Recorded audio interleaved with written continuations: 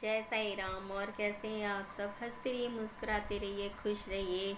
और आज का जो हमारा विषय वो बात करेंगे हम अपने पितरों के ऊपर। जैसा कि मैंने पिछली जब वीडियो बनाई थी तो मैंने आपको बताया था कि मैं नेक्स्ट वीडियो अपने पितरों के ऊपर बनाऊंगी, क्योंकि बहुत से लोगों को यूं ही नहीं पता कि पितृ कैसे किसे कहते हैं।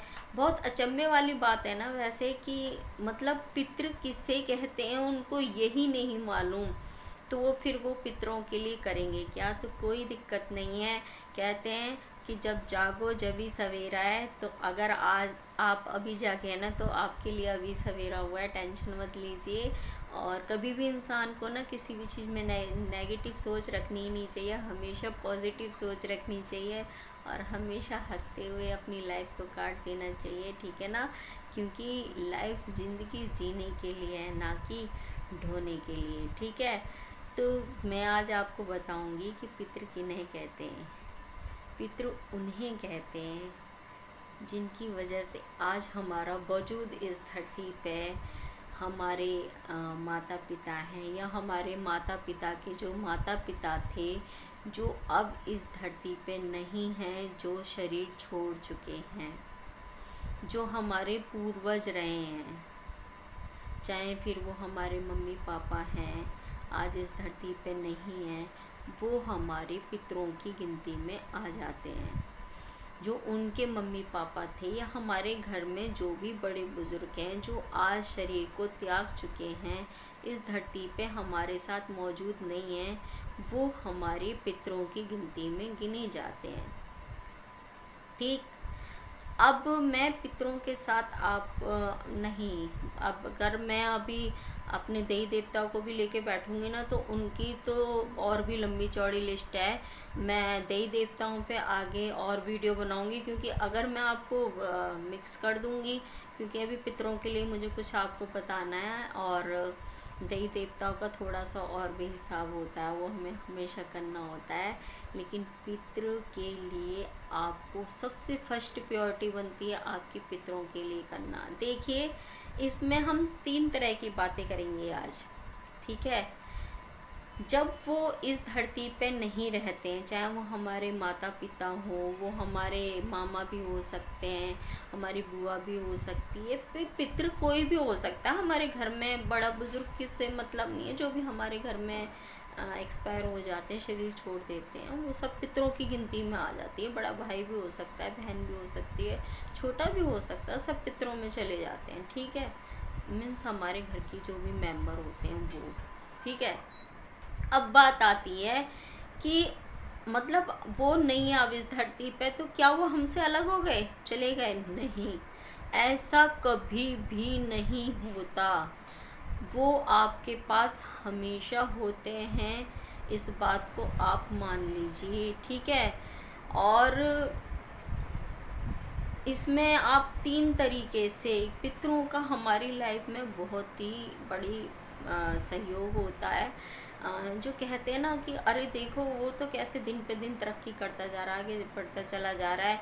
कई लोग तो मुहूर्त देख के काम करते हैं, कई लोग ये कहते हैं श्राद्धों में नहीं करना चाहिए, पर मैं बताऊँ आपको, श्राद्धों में भी लोग बात करते हैं। क्यों? क्योंकि उनके पितृ साथ होते। कई लोगों का तो श्राद्धों में ही खूब काम फलता है, क्योंकि उनके पितृ साथ होते हैं, ठीक है? तो माँ बाप की जो इच्छा है जब हो, मतलब हो, माँ बाप, हर माँ बाप को पता होता है हमारे बच्चा किस लायक है, वो क्या कर सकता है। कम से कम हर माँ बाप ये उम्मीद तो रख सकता है ना कि हाँ वो हमें खाना पानी की तो पूछ सकता है ना। तो बस उसी उसमें वो हमारे पास हर श्राद्धों में आते हैं। और मैं इसके लिए आज आपको 3 चीज़ बताऊंगी। सबसे पहला, अगर आपके पास बिल्कुल आपकी आर्थिक स्थिति खराब है, बिल्कुल आपके पास कुछ नहीं है करने के लिए, ठीक है? इसलिए इसमें 3 तरह की बात होती है। एक होता है डेली का, ठीक है? एक होता है महीने का, एक होता है साल का, ठीक है? अब मैं इसमें बात करूँ, अगर मैं खुद की भी अपनी बात करूँ ना, मैं अगर अपने पितरों की बात करूँ, वो मेरा डेली का नियम है उनके लिए। वो मेरे लिए सर्वोपरि हैं। आज मैं इस धरती पे मौजूद है ना मेरा, तो वो उनके कारण है और वो हमेशा मेरे लिए सर्वोपरि होते हैं।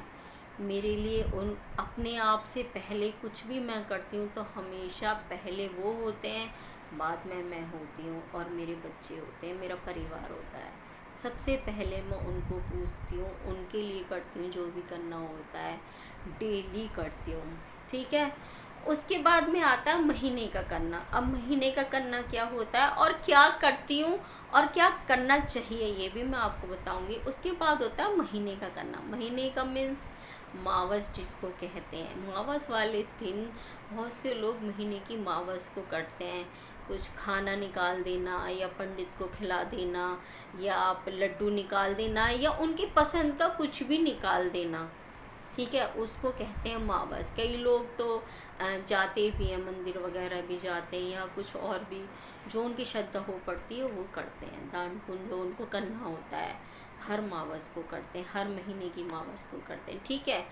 एकादशी को भी करते हैं लोग, पर मावस करी जाती है, इसमें मावस निकाली जाती है। ठीक है। दूध वगैरह जो भी चीज़ होती हैं वो, कोई जलेबी भी रखता है क्योंकि पहले के बड़े बुज़ुर्गों को जलेबी दूध वगैरह बहुत पसंद था। तो जैसी जिसकी इच्छा, लड्डू बहुत पसंद थे। ठीक है। तो ये सब चीज़ें रखी जाती हैं जो पहले चला करती। पहले के ज़माने में लड्डू और जलेबी ही बहुत मायने रखते थे, तो वही चलता था।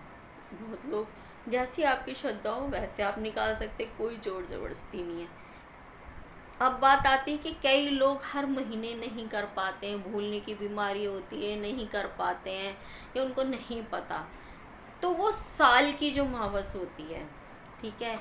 मैं बात करूं होली दिवाली जो हमारे त्यौहार आते हैं, ठीक है, उन पे आप इस चीज़ को कर सकते हो। साल में एक बार जो आती है मावस, ये हमारे पितरों के लिए स्पेशल होती है।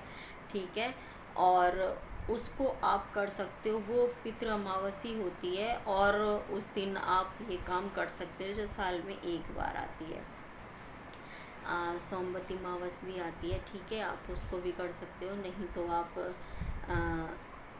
दिवाली वाले दिन भी आप निकाल सकते हैं। उस दिन भी पितृ सारे के सारे वो होते हैं, तो आप उस दिन भी कर सकते हैं। और मैं तो ये कहूँगी कि देखिए कम से कम होली और दिवाली तो आपको करने ही करने चाहिए। साल में एक बार आते हैं होली दिवाली, ये ज़रूर करने चाहिए।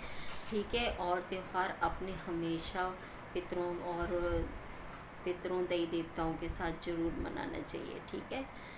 क्योंकि जो हमारे साथ हैं वो तो हैं ही, लेकिन जो जिनकी वजह से हमारा वजूद है, जो इस वक्त धरती पे नहीं है, लेकिन हमारे लिए उनके भी मायने होते हैं और उनको भी हमसे कुछ इच्छा होती है तो उनको भी ज़रूर हमें पूछना चाहिए। अब बात आती है डेली की, जो कि मैंने कहा मैं डेली करती हूँ। देखिए, जब भी आप खाना खाएं, ऐसा नहीं है कि आपने दिन में अगर 3 टाइम खाना खाया पर आपने सुबह एक टाइम निकाल दिया, अरे निकाल तो दिया था सुबह, अब क्या आप खा लो।